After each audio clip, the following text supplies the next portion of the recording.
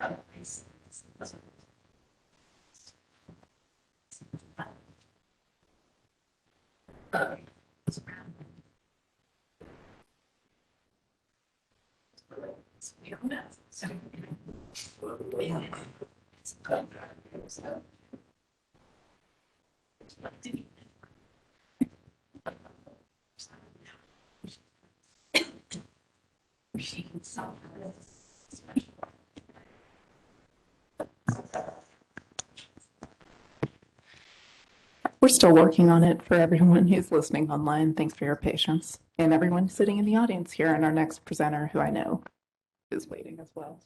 You know, would it be not be kosher if we went ahead and reversed the presentations? Mr. Barnett, do you have a PowerPoint that you need? You do? Okay. Scratch that idea. We'll wait.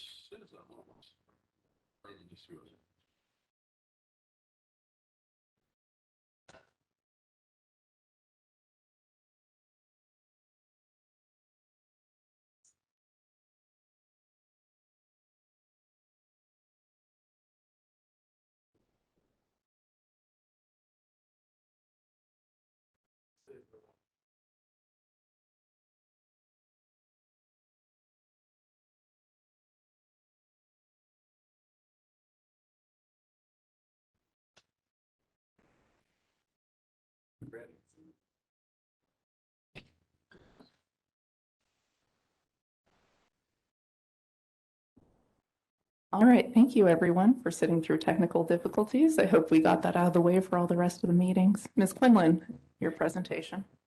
Thank you. So my name is Catherine Quinlan. I'm with the Division of Air Quality, and I'll be presenting some concept for some revisions to allow the electronic submittal of documents as part of our digital documents initiative.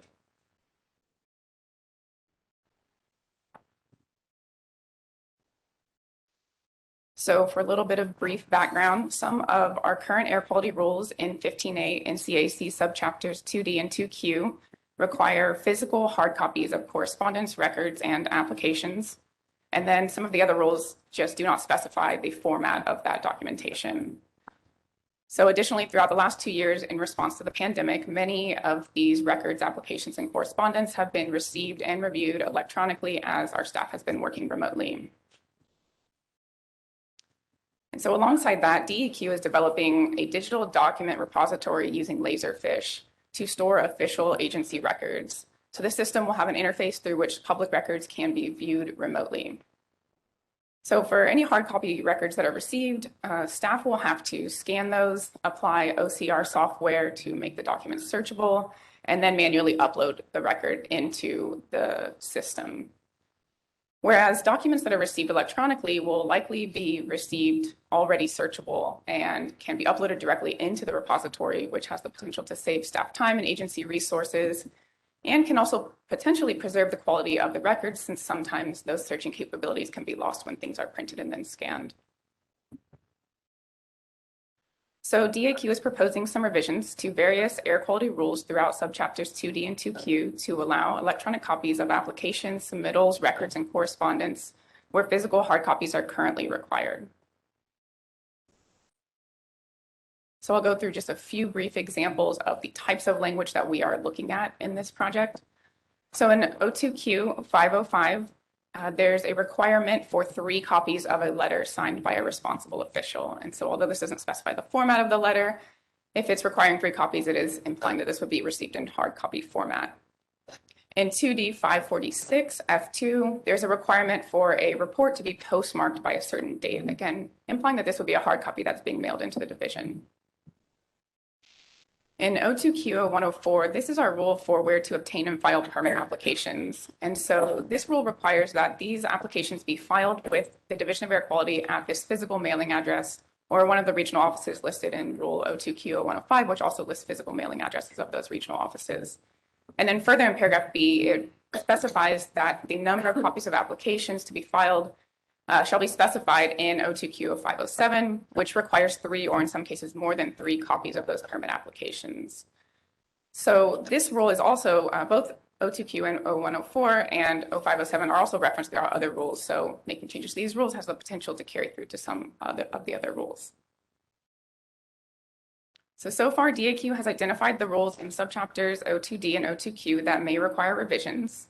And our next steps are to continue discussing these and look at potential revisions and pathways to achieve the ultimate goal of allowing increased electronic submittals while ensuring we still meet our public records requirements and any sort of federal reporting record-keeping requirements. So a very tentative rulemaking timeline. If we bring the draft rules to the AQC in May, we would be requesting to proceed to public comment period and public hearing in July. and adoption by the EMC in November, which gives us an effective date of January 1st. If we bring those draft rules in July, of course, that would shift the timeline a couple of months accordingly. So there's our contact information, and with that, I can take any questions. Any questions from the committee? Oh, Commissioner Deerhake. Will the revisions be expressed in a way so that people who still want to submit paper copies can, or is it eliminating that entirely? I believe, so we haven't formed any exact language that we're going to be using yet, and we haven't definitely formed any particular pathway. We're looking at a few different options, so it's something that we will keep in mind while we're looking at those. Okay, any other comments or questions? Well, as someone who spent a lot of time in Laserfish, thank you for getting this rule going. This is good news for everybody. So thank you, Ms. Quinlan. Thank you. All right, we have one item on tomorrow's agenda that I assume we can just take note of and move on to our informational item, the update on the fire at the Winston Weaver Fertilizer Plant with Minor Barnett. And Director Zenskis, would you like to introduce Mr. Barnett? Sure. Thank you, Madam Chair. And good morning, everyone. For those of you that are new to or newer to the commission, you may not know that we have 3 local air quality programs in the state of North Carolina that are authorized by this commission. And that's underpinned by authority in General Statute 143-215.112. With those 3 local programs, which are the Asheville-Buncombe Air Quality Agency, the Mecklenburg County Local Air Agency, and Forsyth County Local Air Agency, we work very closely with them. They carry out the permitting, compliance, and monitoring activities in those respective jurisdictions, but we work very closely as one unit across the state of North Carolina to fulfill our important mission. So we're very pleased to have the director of the Forsyth County Local Air Program here with us today, Minor Barnett. He's been in that position for 10.5 years, and he has over 34 years of public service to the county. And so we're grateful that Minor's with us, and he's going to share with us the events that transpired with regard to the Winston Weaver fertilizer fire earlier this year. So Minor, thank you for being here.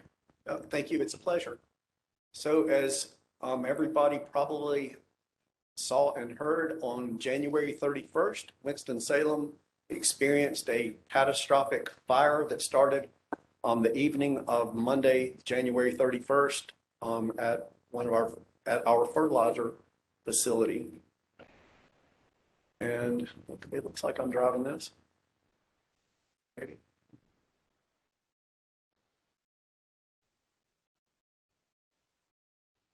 I have to just scroll down.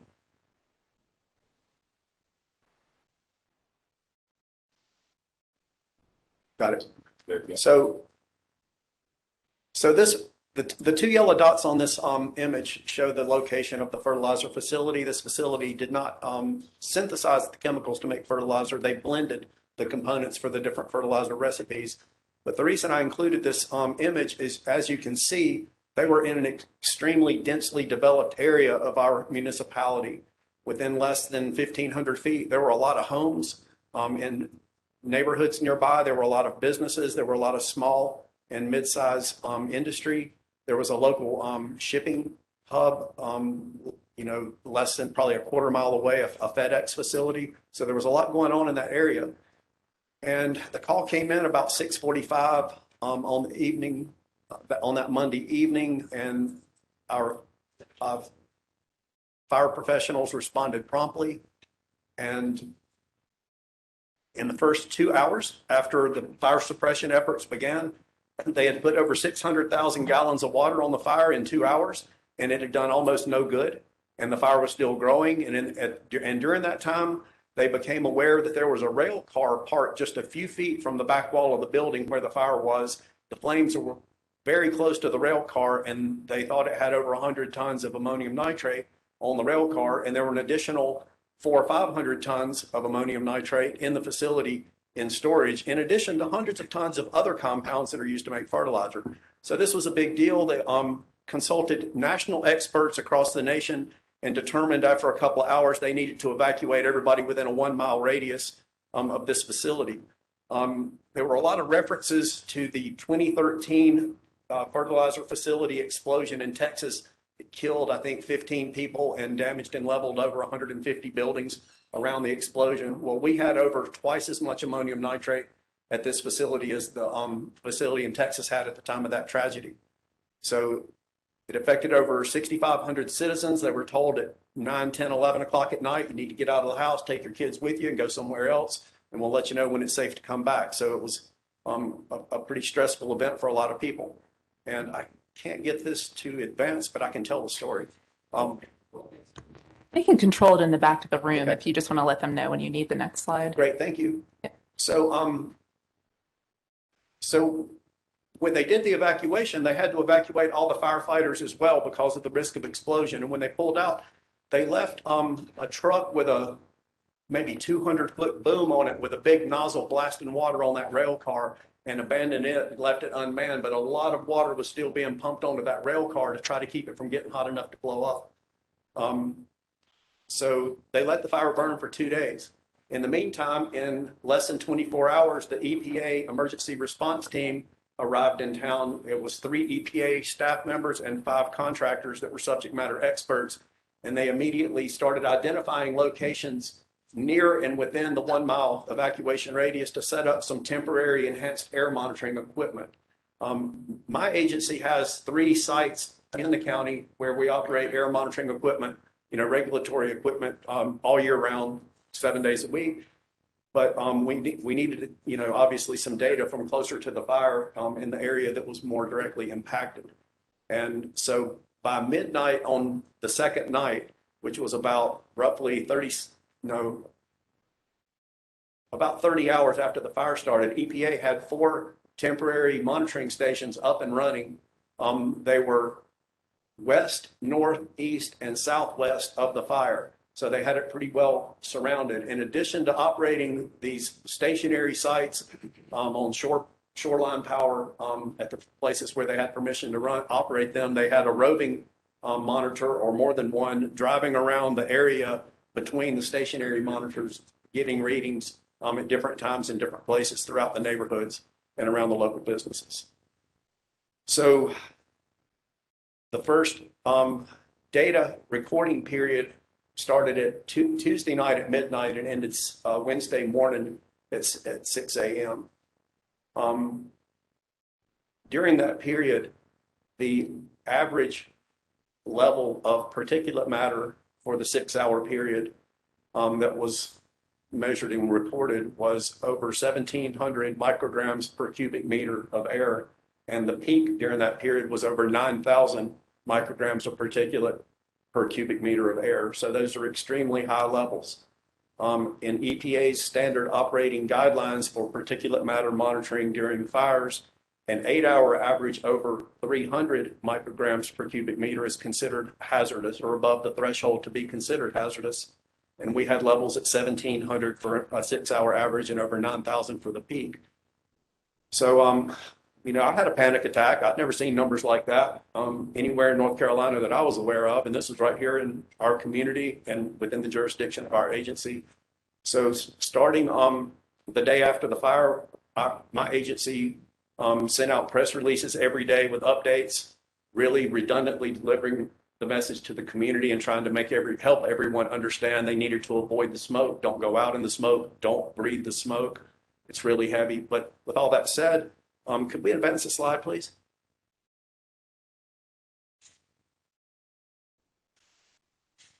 So it's hard to see in this picture, but down here is that big boom from the truck blasting water over towards the rail car.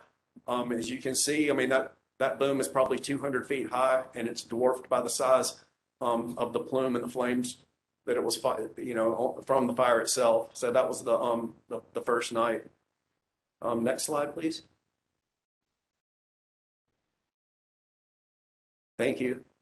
So on the left, I think was the day after the fire started when the sun came up or during the morning. As you can see, the plume was very intense. And the picture on the right is near the entrance to Wake Forest University. Visibility was reduced at times to probably a quarter mile or so. And smoke was heavy over the area in the downwind direction. So for the first 24 to 36 hours, the wind was moving from the north, coming out of the northeast, pushing this plume to the southwest. So while the majority of Forsyth County still had normal air quality conditions, there was a corridor in the downwind direction that was very heavily impacted for an extended period of time. Next slide, please. Thank you. So this was taken from at a distance from the fire, and you can see the plume is still prominent, and there's, I think, some vertical mixing occurring here. So this event lasted several days, and during that time period, we had changing wind directions. We had overnight temperature inversions that were limiting vertical mixing, and then during the day, it was dispersing more broadly over the area that was being affected. So as the wind direction changed between Monday and Friday, the area of impact and the people being impacted changed within the county. The direction of the plume was determined by the wind, and that we had weather patterns moving through that were changing the wind direction from one day to the next. And sometimes within one day, we would have several different areas affected, over a period of several hours. Next slide, please. So this is the list of compounds that were reported to be at the facility. A lot of members of the general public don't have any idea what this is, except, it looks like a list of things you would see in a college chemistry textbook. Obviously not the kind of things you would like to have involved in a very large hot fire. Next slide, please. So early Tuesday morning, about 14 hours after the fire started, I had one of our, we have a staff, we're fortunate to have a staff member who has over 20 years of experience with air quality modeling. So he ran a model to help us understand what we could expect based on the meteorological conditions on that Tuesday morning at 8 o'clock. And as I mentioned, the winds were originating from the northeast and pushing the plume to the southwest. And that's what this slide demonstrates. And this remained consistent with what we saw for the first 24 to 36 hours after the fire started. So most of the county was not really being affected as far as air pollution and air quality impacts, but the area that you can see in this slide was being very heavily impacted for an extended period. So again, we were just asking everyone to leave the area if they were in an area where it was comfortable in their house or in their residence, but they could see smoke outside. Just don't open the doors or windows. Don't go outside. Don't breathe the smoke. And if you started, we advise people if they started experiencing respiratory irritation anywhere indoors or outdoors, they needed to go somewhere else for their own personal protection. So particulate matter was the primary pollutant of concern. The temporary monitoring stations were also monitoring for nitrogen dioxide and ammonia, but did not detect any significantly elevated levels of those two pollutants. So we were focused mostly on the particulate matter levels that were extremely high during this event. Next slide, please. So this shows the incident is in the center of the circle in the middle of the slide. The dotted line is the 1 mile radius. The fuchsia colored diamonds are where the temporary monitoring sites were set up and operated. They started again, I mentioned, on Tuesday night at midnight and operated through the following weekend. And then the yellow markers on the map that might be hard to see each have a timestamp with them. And those are the roving monitors that were moving around, capturing readings at different times in different locations. So as you can see, those temporary monitors were, 3 of them were within the 1 mile radius, and 1 of them was just outside to the north. Next slide, please. So these are some excerpts from the EPA standard operating guidelines for particulate monitoring during fires, and these are the action levels that I mentioned earlier. So if you look at the one in the middle with the 8-hour average, greater than 300 is hazardous. We had a couple of days with averages in that range or above that range, And then towards the end of the week, Thursday, Friday, they drop back down to the unhealthy category. Next slide, please. So this is from the same guidance document, the different recommended actions for the community for the different levels of particulate matter concentrations. So later in the event, in the week, during the week following the incident, the health director and we were in touch with a lot of people. You know, we were meeting. First of all, I want to go back and say the morning after the fire started, Mike Zenskis and I immediately started communicating with each other, and his staff. He and his staff were very helpful. And it was actually a member of his staff that contacted EPA and got that emergency response team mobilized. And they did a great job of getting there quickly and getting set up quickly.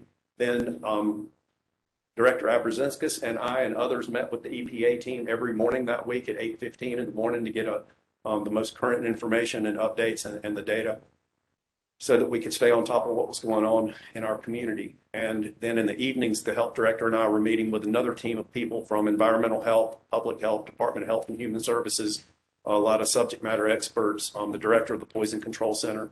And there were a lot of discussions going on, you know, all day and all night, basically. A lot of people working a lot of hours to try to protect public health and safety in our community. We really appreciated all collaboration that was carried out for our benefit. Next slide, please. So this graph shows the actual measured PM levels from the temporary monitors that EPA operated for the first 5 or 6 days of the event. The very bottom line above zero is 300 micrograms per cubic meter, which is a threshold for hazardous if it exceeds that for an 8-hour average. And as you can see, the first 2 or 3 days, those lines are way above that. But luckily, they came down relatively quickly. So back to the fire. They let it burn for the first 2 days. Then Wednesday evening, they brought in professional. They've been flying drones over the incident. Professional drone pilots were brought in, and the FAA closed off the airspace over that site and for a radius around that site so that they could use drones to monitor the conditions. So on Wednesday evening, they were able to deploy thermal imaging technology on a drone to scan the temperature of that rail car and determine that rail car was not superheated, and consulted again with national experts across the nation and verified that it should be safe to open that rail car. So they opened it to see what the condition of the ammonium nitrate was. Turns out there were 94 tons of ammonium nitrate confined in that rail car, but it had not been excessively heated. It was still in its normal consistency and condition as far as the texture and color of it. It hadn't become molten and did not appear to be off-gassing, which is what happens right before it explodes. So they were able to open that rail car and then immediately resumed aggressive fire suppression activities with tens of thousands of gallons of water being put on that fire, probably per minute almost. It was amazing what they did. And it very quickly reduced the scope of the fire. And by Thursday morning, we were seeing air quality improvements, and the fire was closer to being under control. During that time period, there was some unavoidable runoff of fire suppression water that was contaminated by these fertilizer chemicals that were running off from the fire into the local storm drain system and into a local creek that's called Menorcas Creek. Menorcas Creek flows into a bigger creek called Mill Creek, and Mill Creek empties into a larger stream called Muddy Creek, and Muddy Creek reaches the Yadkin River in Davidson County, south of Forsyth County. So we had several miles of streams that were affected by the runoff from this incident, and there were fish dying in the streams. And in addition to monitoring the air quality in the community, EPA also started in the first 24 hours going out and collecting water samples from these streams. So as they did that, they started increasing the number of points where they were collecting samples, and the streams were significantly impacted. But the fish kills were not massive. It's not. It wasn't as extreme as it could have been. But in the meantime, the health director and DHHS team that were meeting in the evenings, and I was part of the discussion, decided about I don't remember how many days after the fire started, but within the first week, issued a water advisory advising citizens to stay out of the water, keep their pets out of the water, and don't go fishing in those streams until the levels drop back down. Next slide, please.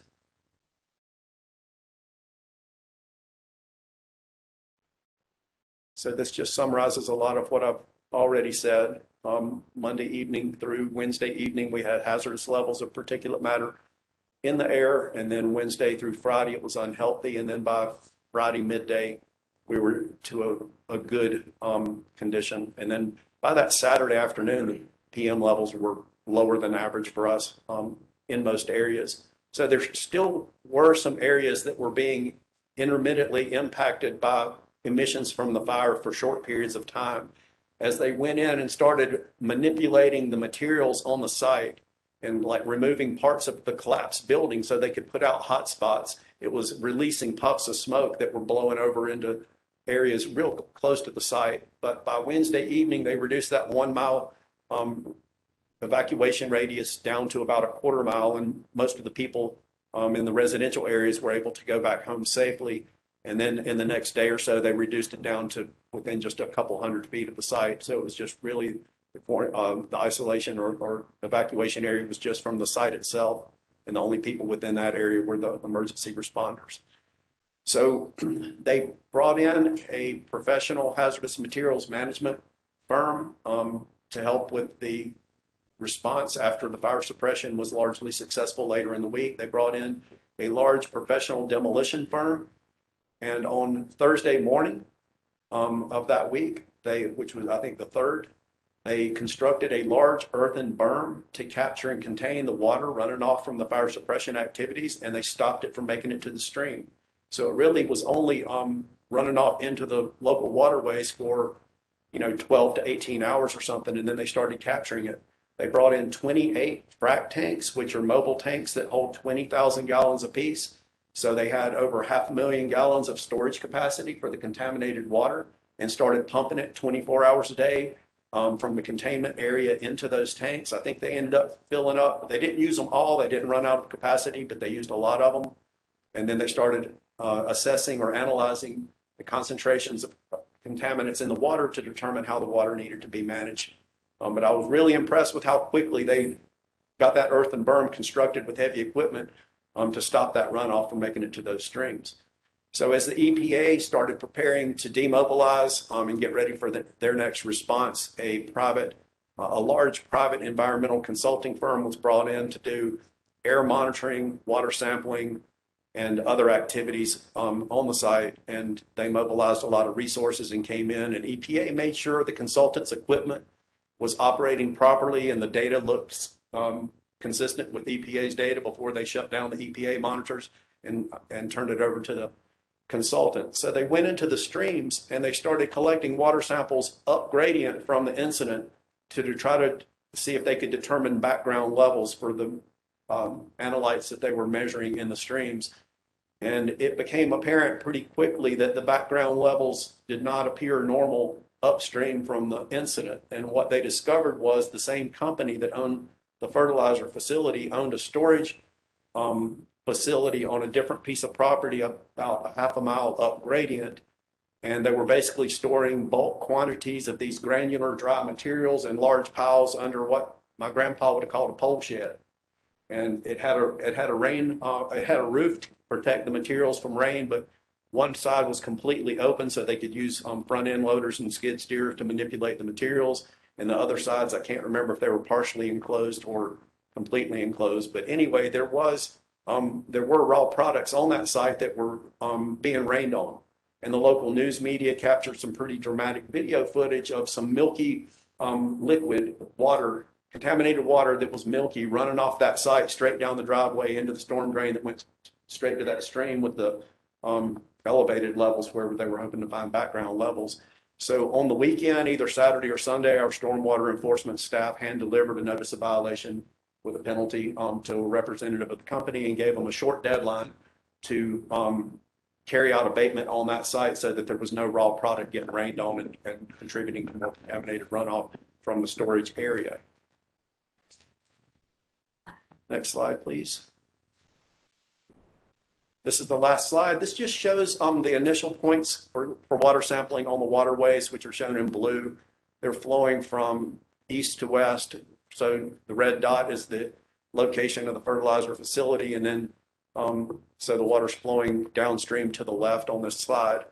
As the week went on, they expanded the number of sampling points to over 20 points between this facility and the Yadkin River. North Carolina Division of Water Quality, or Division of Water Resources staff participated in that, and as well as the consultant. And there was some double sampling going on to make sure they had accurate data, and all that was being considered for implementation of the water advisory, and then lifting it a few days later when the levels drop back down to close to normal. So anyway, thank you for bearing with me through a painful story. In conclusion, the most positive thing I can say about all this, in addition to all the impressive collaboration and dedicated public employees who demonstrated to me that their top priority is protecting public health and the environment and all the people in the community, but this all came to a conclusion with no serious injuries and no fatalities. All right, thank you for that presentation. Any questions or comments from the committee or from other commission members who are joining us today? No, I mean, thank you. That was super informative and alarming. But I have about 10 questions that are outside the scope of this meeting. But I'm curious, what's the sort of follow-up to, figure out why it happened, and should that facility be there so close to where people live, and sort of corrective measures to either, if it were to happen again, to enhance the response or to prevent it from happening again. So regarding the location, the facility was built in 1939 and became operational in 1940, and there were some other occupied properties nearby, but it was not as densely developed as it has since become.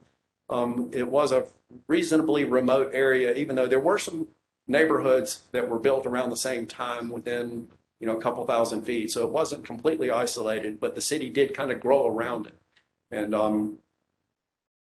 so what they're doing now is completing the removal of everything on that site to try to leave it as, for somebody in the future to maybe be able to start with a clean slate. And it's just going to be a vacant piece of property. And, there have been a lot of public comments from members in the community at public meetings expressing their opinions about, whether it be reasonable for a facility like that to be located in a densely populated area. Any new facility that gets built will be completely different than facility that was lost because it lacked a lot of the modern features that would be required in a new construction for an industrial facility today. Regarding the cause of the fire, they've been investigating that since it was safe to go back on site. And within 2 weeks of the fire starting, the fire chief announced that they thought they might have an idea what the cause could be, but they weren't ready to release that yet. And that was a month ago.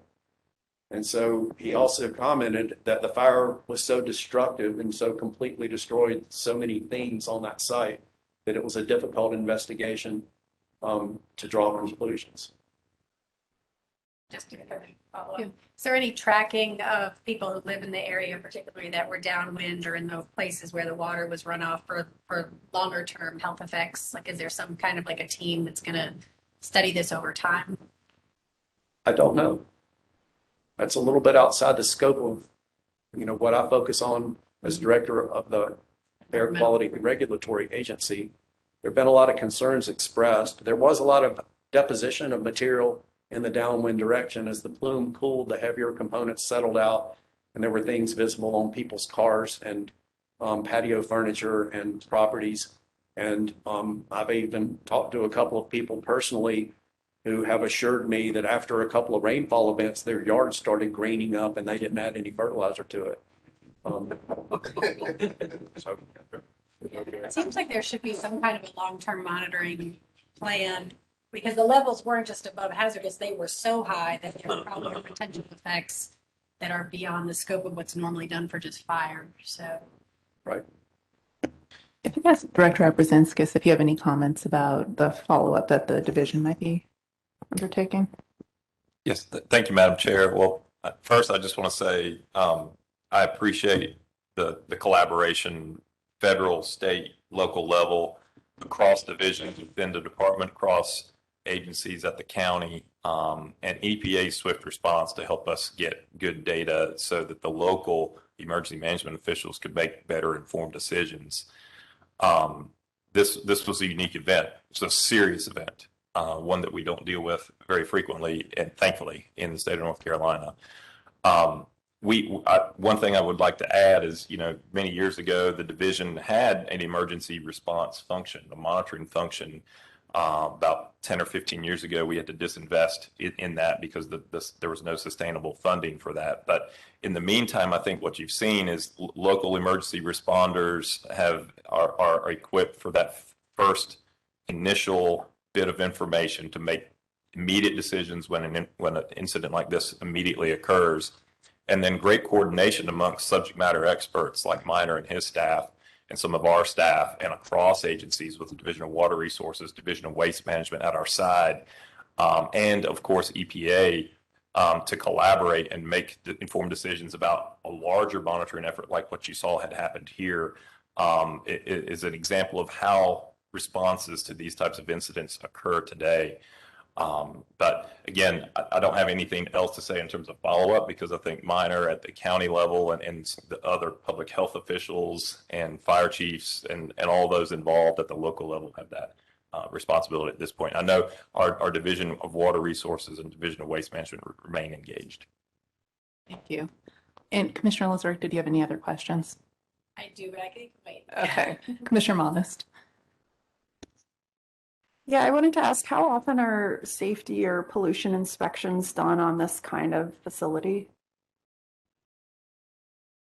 That may be outside of your jurisdiction, Yes, I but think there are some that are done at least once a year, but there may be others that are more frequent. I'm not real clear on that. uh-huh. And do you know how big the notice of violation fine was to the storage area issue? I do not remember, but I believe it was published in the Winston-Salem Journal newspaper and would be easy to reread. Okay. Yeah, I really appreciate you sharing this. It's really scary to hear. Sounds really bad and like it could have been much, much, much worse.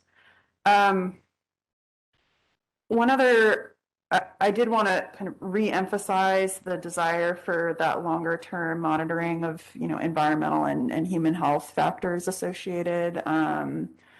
Especially thinking about, any disproportionate impacts on different communities in that area, since it is such a population dense area. And I think I read in the news that it's disproportionately people of color and perhaps lower income people. And so if that's the case, that would be really important to be aware of and to track. And I also just want to ask about the logistics of moving that many people out of that area. Is it your understanding that that was actually successful, or that's a lot of people to move very quickly? Do you know whether that actually happened, or were a lot of people remaining in the danger area and being exposed to all the smoke and other hazards? It was largely successful, but not completely. They determined that it had to be a strongly encouraged voluntary evacuation because for reasons that I'm not clear on, it was not considered feasible to make it absolutely mandatory. So they used the reverse 911 system to notify everyone that they could by telephone. They used social media to get the word out as quickly as they could. They drove through neighborhoods in like police and fire vehicles using PA systems to announce to everyone that they needed to get out of their homes and leave the neighborhood. In some areas, they went door to door knocking to tell people. And then I've heard anecdotal stories later that someone knocked on my door at 10 o'clock at night and I wasn't expecting anyone, so I was afraid to answer the door. So there were some people that did remain in the areas that were within a mile of the facility. A lot of people went to local hotels, went to family members' homes. We really didn't have a lot of people show up at the emergency shelter that was set up by the City of Winston-Salem Emergency Management and Red Cross. We used a large educational building at our fairgrounds facility that was not in the downwind direction, and it had a capacity of several hundred people, and I think a few dozen actually showed up. So since all this occurred, the City of Winston-Salem City Council has allocated a $1 million fund to be distributed through a local nonprofit agency to reimburse people for hotel expenses and meal expenses because, you know, they had to leave their homes for a reason that was not their fault, and then they incurred expenses. And as you mentioned, a lot of the citizens in that area are potentially low income, and it created hardships. So we did have a couple of public meetings that were well attended the week after the fire, and they were we had over 150 people at each meeting, and we heard a lot of communication from the community, and the efforts to recover for them are ongoing. Thank you. Thank you. Time, we're running a little bit behind because of the technical difficulties, but I want to get to the next few, if that's okay with the next committee chair, Chair Bailey. I think the next committee chair will be okay with that. Okay, thank you. Well, then, Chair Bailey. I don't want to speak for her, but Okay, Commissioner Bailey, would you like to ask a question? so I was interested in just kind of an overview, sort of the background I'm asking about is like, did they have all the permits they needed? Did they have a stormwater plan in place for that storage facility? And then the bigger question is, assuming they had permits, have they been in violation? Do they have historic violations? So with our agency and their air pollution emissions, they had a pretty good track record of compliance, and we had good communication with the facility manager and owner and considered them to be responsive. And, you know, every facility has some hiccups every now and then, but nothing significant that would be noteworthy in this conversation. And I didn't even know about the storage facility until after the fire, when the runoff was discovered, and that was managed by the stormwater enforcement staff. So I'm not sure what kind of permits they would be required to have. They did have a retention pond, a small retention pond on that site, down gradient from the actual shelter that the material was stored in. And I think the water in that pond has a lot of contamination in it, but it wasn't catching it wasn't overflowing, but not all of the water running off the site was draining in the direction of that pond, and it was some of it was bypassing. And one other question is that company, does it have other facilities or is it basically out of business now? So they were family owned until within the last, what year is this? Within the last 10 years, I think, or 15, they were sold to another entity, but they were actually family owned from the time they started until about 15 years, within the last 15 years. Thank you. Commissioner Deerhig. Thank you. Two or three questions. I wasn't clear when you're talking about particulate matter, if you were talking about PM10 or PM2.5, the diagrams seem to have conflicting information within it. So the data that we were looking at in detail was PM2.5, but obviously there was a tremendous load of PM10 as well. And in the public messaging, I was just referring to particulate matter because particulate matter of all sizes would be undesirable to breathe during an event like this. So it's the number 300. Does that mean 300 of PM10 or No, 300 of PM2.5? PM2.5. Okay. All right. And I agree that the long-term health effects should be monitored, not necessarily your group, of course, but I do worry about indoor air exposure and what settled inside these people's homes. So I would think that is the Division of Environmental Health in DHHS now, or is there any way that the Division of Air Quality could speak with them and ask them if they might be following this at all? Yes, be glad to ask that question, and then also with in coordination with the local public health director. Right. I mean, it could be an expensive monitoring program, but I think the state would be smart to try and assist the local government in doing that. So the materials that you listed, were any of them CERCLA or EPCRA listed chemicals? I'm not sure, and don't remember if those specific designations were included on the Tier 2 report where I gathered that list. The report listed the compounds as being irritants or carcinogenic or, it had different characteristics that were more descriptive. And I don't remember any of them being carcinogenic. A lot of them were irritants. And maybe a couple might be oxidizers. But again, that's a little bit outside the scope of my training. So, Well, I would think that the hazmat crew, the hazmat division in the area would have that information to tell you if they're hazardous for any other reason than explosive or ignitable. So that would be useful for a health perspective too. right.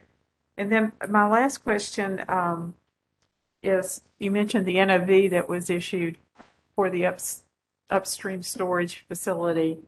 Was that NOV issued by the Winston-Salem Regional Office of DEQ or by the Winston-Salem City county stormwater.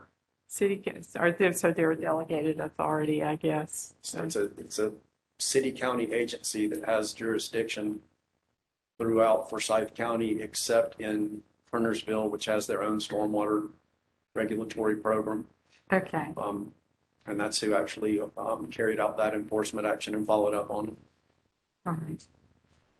Thank you very much for that information, but also for all you and your coworkers did during that very dangerous time. Well, thank you. And please don't hesitate to reach out to me individually if you ever want to follow up and have a more detailed discussion about anything. Thank you. Thank you. All right, Director Zenskis, any other comments? Yes, thank you, Madam Chair. So quick update today. At late January, our division released its 2022 update of the state's greenhouse gas emissions inventory. This updated inventory represents the best input data, best science, and best use of the methods and tools, peer-reviewed methods and tools to update the inventory. It includes a detailed estimates of GHGs from all source categories from 1990 through 2018 and future projections out to 2030. Highlights of what's changed in this update include the fact that the transportation sector is now the leading source category, accounting for 36% of the state's gross GHG emissions. That sector is projected in the future to decrease emissions at a lower rate compared to projected decreases in the formerly leading sector, the electric generating sector, by 2030. So again, please visit our homepage for all of the details. There's a link there to the updated inventory. Lots of great information. I appreciate our team of folks on our staff that worked on that. And the next full update to that inventory is scheduled for 2024 in 2 years. That's all for today. Thank you. I'm curious, why is it done on a 2-year basis? The question was, why is it done on a 2-year basis? So a lot of the input data and activity data just isn't updated in enough time to justify an annual update to that inventory. So every 2 years is the cycle that we're on. Good question. Thank you. Thank you. Thanks everyone for your patience and for Catherine Quinlan helping out in the back with the PowerPoint. The next quality committee meeting is scheduled for May 11th and meeting adjourned. We set those presentations, set those